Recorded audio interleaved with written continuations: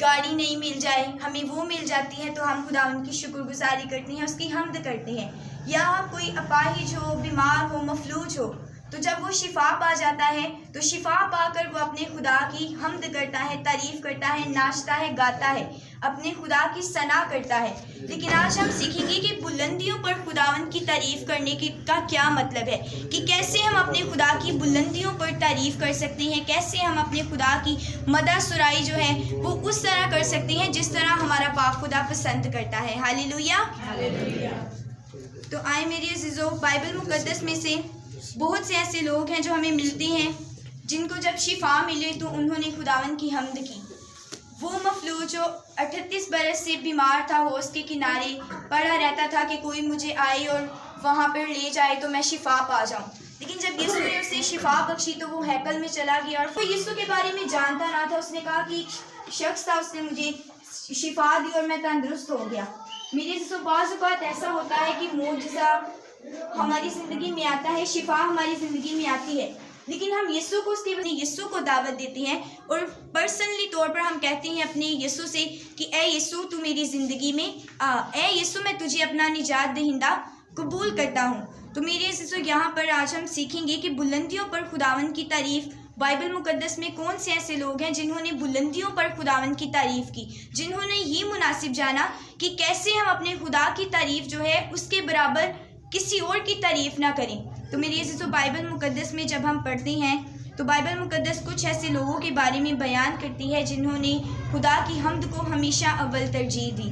اس میں ہم دیکھتے ہیں کہ جب صدرک، میثق اور عبدالنجو جو دانیل کے 3 دوست تھے، وہ خدا کے بارے میں جانتے تھے، خدا کی تعظیم کرتے تھے، اس کی تعریف کرتے تھے، تو جب ان کو پتہ چلا کہ بادشاہ نے یہ اعلان کروا دیا ہے کہ ایک مورتی بنوائی ہے تو جو کوئی اس مورتی کو سجدہ کرے گا وہ آگ کی بھٹی میں ڈلنے سے بچ جائے گا، لیکن جس کسی نے اس ہاتھ کی بنائی ہوئی مورت کو سجدہ نہ کیا تو وہ جلتی ہوئی آگ کی بھٹی میں ڈال دیا جائے گا۔ لیکن جو دانیل کے 3 دوست تھے وہ جانتے تھے کہ کیا ہمارے خدا کی بلندی کا معیار ہے، کیا اس کی حمد کا معیار ہے، اس کی بلندی کس لیول تک ہے، وہ جانتے تھے اپنے خدا کی بلندی کے معیار کو۔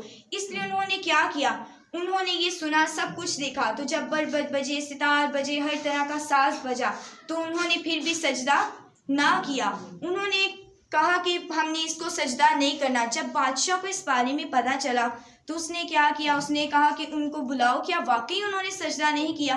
انہوں نے کہا ہاں بادشاہ، انہوں نے تیری بنائی ہوئی مورت کے آگے سجدہ نہیں کیا۔ جب بادشاہ نے ان کو بلایا، وہ بادشاہ کے سامنے آئے تو بادشاہ نے انہیں کہا کیا تم لوگوں نے واقعی سجدہ نہیں کیا؟ انہوں نے کہا جی ہاں بادشاہ، ہم نے سجدہ نہیں کیا، ہم تیری بنائی ہوئی مورت کے سامنے سجدہ نہیں کریں گے۔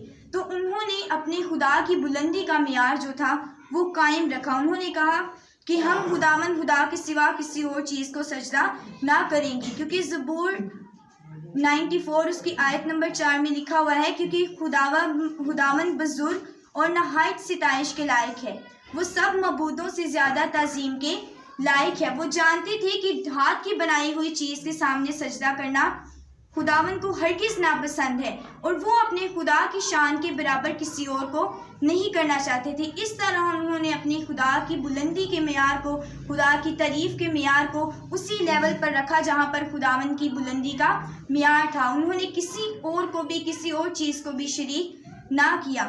پھر ہم دیکھتے ہیں ایوب کی کہانی کے بارے میں۔ ایوب جو کہ ایک کامل اور راست باز شخص تھا، جب ایوب کی زندگی میں ایک وقت آیا کہ اسے سب کچھ چھن گیا، سارا مال اسباب اس کا جاتا رہا، اس کے بچے جو تھے وہ اس نے اپنے کھو دیے، لیکن پھر بھی اس نے کیا کیا، اس کی بیوی جب اس کے پاس آئی تو اس نے کہا کہ کیا تو اب بھی اپنے خدا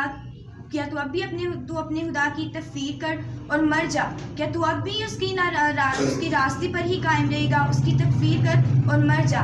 لیکن ایوب نے کہا کہ کیا تو نہیں جانتی کہ ہم خدا کے ہاتھ سے سکھ پائیں اور دکھ نہ پائیں؟ ہمیشہ جب ہمارے کمزور حالات آتے ہیں، جب ہم پریشان ہوتے ہیں تو ابلیس بھی جو ہے وہ ہمیں اسی ٹائم میں آزماتا ہے، اسی ٹائم میں وہ چاہتا ہے کہ ہم جو ہے وہ گر جائیں۔ اس طرح سے اپنے خدا کا جو لیول ہم نے اپنے ذہن میں، اپنے دل میں، اپنے خدا کے لیے تعظیم کا جو معیار بنا رکھا ہے، جو حمد کا معیار بنا رکھا ہے، ہم اس سے اپنے خدا کی تھوڑی سی تفخیر کر دیں اور اپنے خدا کی بڑائی کا لیول جو ہے اس کو کم کر دیں. لیکن میری عزیزو ہمیں یہ یاد رکھنے کی ضرورت ہے. اسی طرح جب ہماری زندگیوں میں بھی آج جب کوئی شادی بیاہ آ جاتا ہے یا پھر کوئی فوتگی ہو جاتی ہے کسی کی, یا پھر کوئی ہم کسی اپنے بچے کی خوشی کرتے ہیں یا کچھ بھی ہماری زندگی میں آتا ہے, تو ہمیں یاد رکھنے کی ضرورت ہے. اگر ہم چرچ میں آتے ہیں, چرچ کے ممبر ہیں, ہم سب کچھ جانتے ہیں, تو بھی ہم اس وقت میں سب سے پہلی ترجیح اپنے خدا کو دینے کی بجائے کسی اور چیز کو دیتے ہیں, چاہے وہ ناچ رنگ ہے, چاہے وہ گانا بجانا ہے, چاہے وہ دنیاوی کسی بھی طرح کی چیز ہے. اگر ہم اس کو اول ترجیح دیتے ہیں تو یاد رکھیں ہم بلندیوں پر خداوند کی تعریف نہیں کرتے, بلکہ ہم اس سے کم کر دیتے ہیں اپنا درجہ, خداوند کی تعظیم کے لیول کو ہم کم کر دیتے ہیں. اس لیے ہمیشہ یاد رکھیں کہ جب بھی ہماری زندگی میں خوشی آئے, غمی آئے, دکھ آئے, سکھ آئے, اول ترجیح اپنے خدا کو دیں. ہاللیلویا. پھر میری عزیزو ہمیں یہ بات یاد رکھنے کی ضرورت ہے کہ ہماری زندگی میں جیسا بھی موقع آئے اپنے خدا کو ہمیشہ یاد رکھیں. ہم دیکھتے ہیں کہ شاگردوں کی زندگی میں جب ایک موقع ایسا آیا جب پطرس رسول جو تھے وہ ہیکل میں کلام سنا رہے تھے, ہیکل کے باہر منادی کر رہے تھے, تو فقیہ فریسیوں نے آ کر کہا کہ آپ نہ سناؤ, ان کو منع کیا کہ یسوع کے نام سے منادی نہ کرو.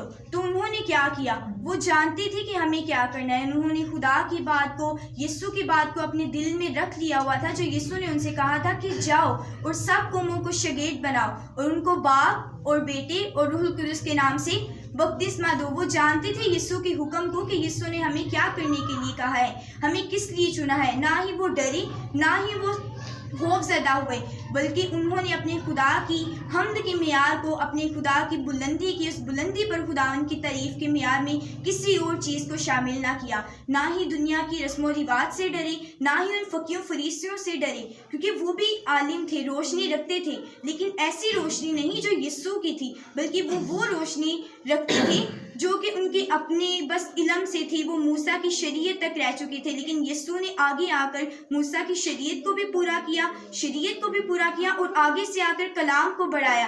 یسوع نے آ کر آگے سے کلام کو بڑھایا, لیکن وہ صرف وہاں تک ہی واقف تھے.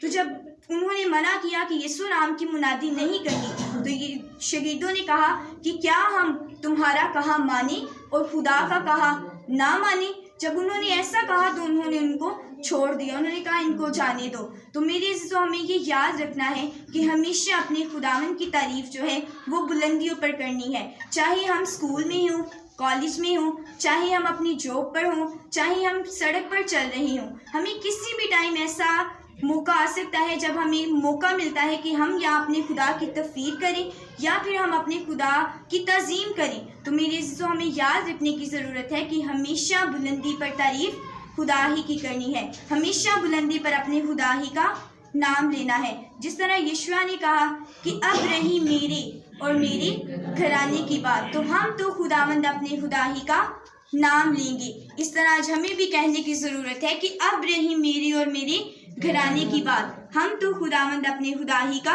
نام لیں گے. کیوں؟ کیونکہ ہم جانتے ہیں کہ بائبل مقدس میں لکھا ہے کہ میری حضور تو غیر معبودوں کو نہ ماننا, تو اپنے لیے کوئی تراشی ہوئی مورت نہ بنانا, نہ ہی ہمیں اپنی خوشی کے ٹائم دنیاوی چیزوں کو ترجیح دینی ہے اور نہ ہی غمی کے ٹائم دنیاوی چیزوں کو ترجیح دینی ہے, بلکہ بائبل پر یقین رکھ کے, بائبل پر ایمان رکھ